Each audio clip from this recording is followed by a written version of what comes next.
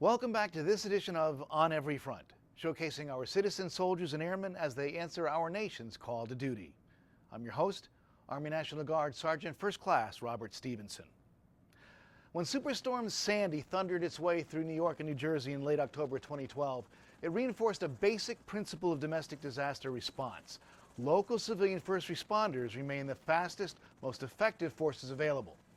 However, in complex disasters like Hurricane Sandy, which spanned multiple states and municipalities, the demands of the crisis exceeded local capacity to meet those needs. That is when our military responded, including citizen soldiers and airmen of the National Guard, working alongside Department of Defense active duty and reserve forces. Now, normally separate and distinct from each other, state and federal military forces need to coordinate their efforts in order to respond effectively and efficiently to the disaster at hand. But who ensures that state and federal military responders are synchronized when assisting civil authorities? One of the things that we learned specifically from Katrina is how do you get unity of effort across the larger Department of Defense, the Title X active forces, reserves, and National Guard.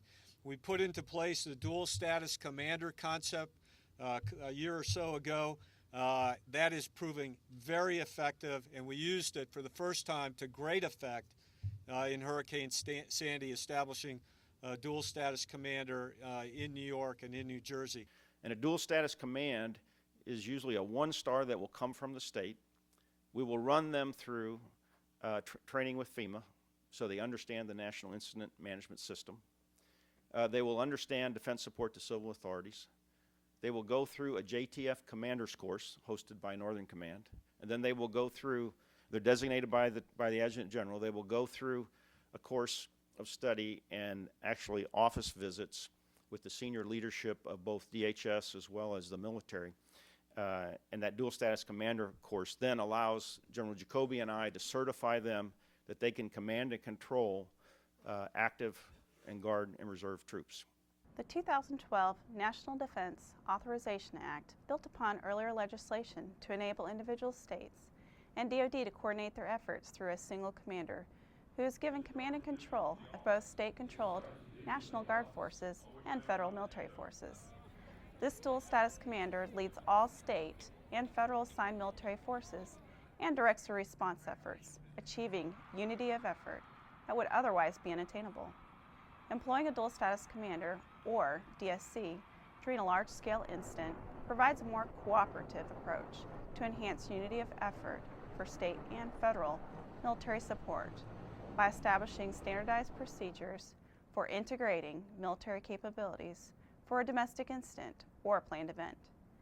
A dual status commander allows one National Guard officer to command both state and federal military forces with the consent of a governor and the authorization of a president. This command and control construct improves shared mutual awareness between federal and state chains of command. We used them for the NATO summit up in Chicago. We used them for the Republican and Democratic national conventions. We used them for the fires last year in Colorado. We use them for floods. Whenever a governor says, I might need some capability from the federal government, I'm going to stand up a dual status command. It takes one phone call or one email and the secretary will approve it because the president has delegated that authority to put this individual in both Title X and Title 32. On the state side, Title 32, that dual status commander answers to his or her governor and adjutant general. On the Title X side, they report to General Jacoby and the president, Secretary of Defense and president. Although the dual status concept is relatively new, it has already proven itself to be a powerful tool for improving responsiveness, command and control, continuity of operations, and unity of effort.